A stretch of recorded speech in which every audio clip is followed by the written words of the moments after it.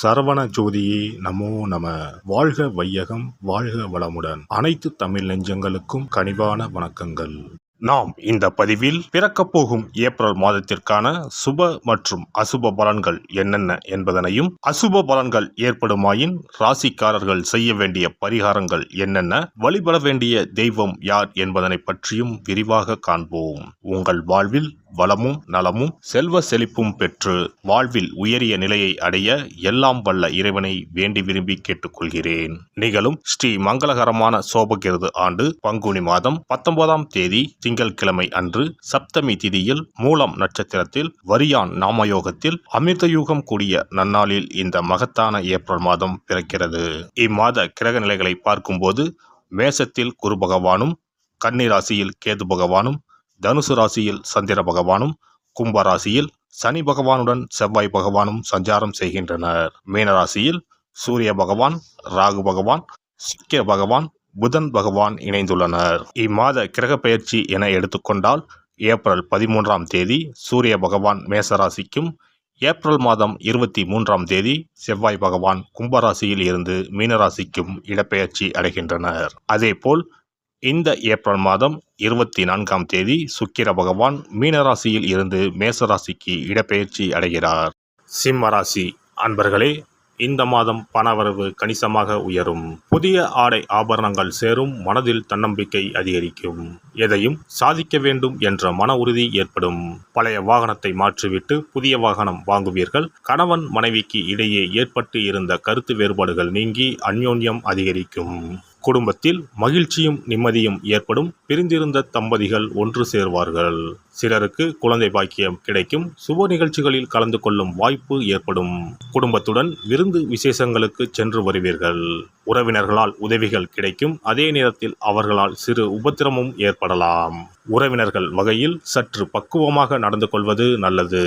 வெளி வட்டாரத்தில் மதிப்பு மரியாதை கூடும். வாழ்க்கை துணை வழி உறவுகள் உங்கள் ஆலோசனைகளை ஏற்றுக்கொள்வார்கள். அவர்கள் மத்தியில் உங்கள் கௌரவம் உயரும். தந்தையுடன் மனஸ்தாபம் ஏற்பட வாய்ப்புள்ளதால் பொறுமையை கடைபிடிப்பது நல்லது. அலுவலகத்தில் இதுவரை இருந்து வந்த இறுக்கமான சூழ்நிலை மாறும். உங்கள் பணிகளில் சக ஊழியர்களின் ஒத்துழைப்பு கிடைக்கும். சிலருக்கு எதிர்பார்த்த பதவி உயர்வு, ஊதிய உயர்வு போன்ற சலுகைகள் கிடைக்கும். நிர்வாகத்தினரிடம் எதிர்பார்த்த கோரிக்கைகள் நிறைவேறும்.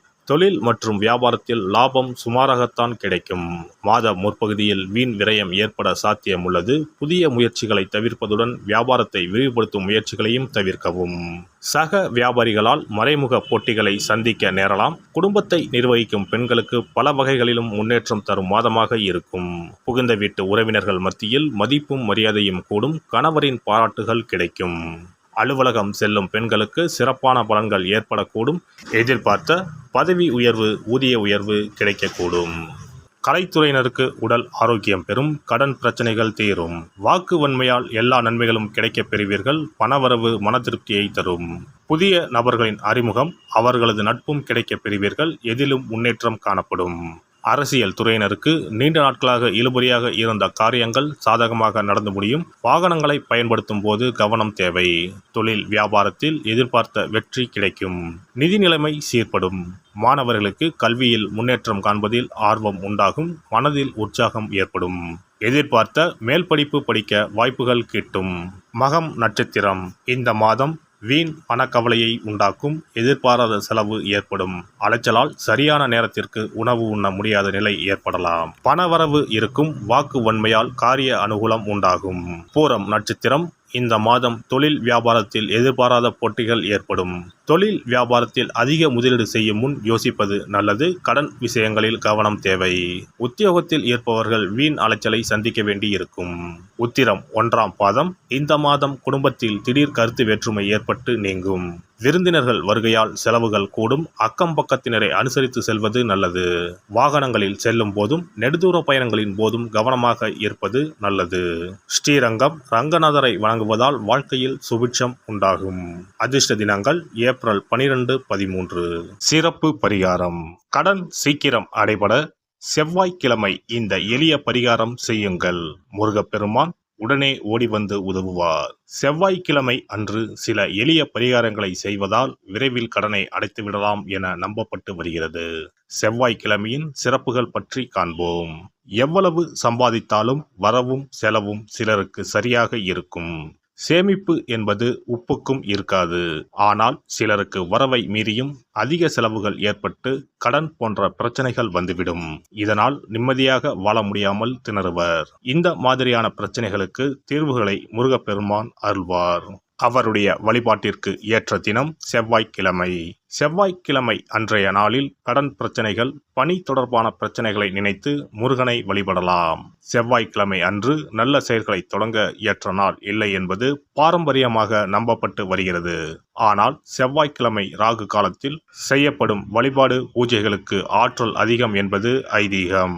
செவ்வாய்க்கிழமை அன்று வரும் ராகு காலத்தில் அம்மன் துர்க்கைக்கு எலுமிச்சை தீபம் ஏற்றி வழிபாடு செய்தால் திருமண தடை விலகும். எப்பேற்பட்ட பிரச்சனையாக இருந்தாலும் உடனடியாக தீரும் என்பது ஐதீகம்.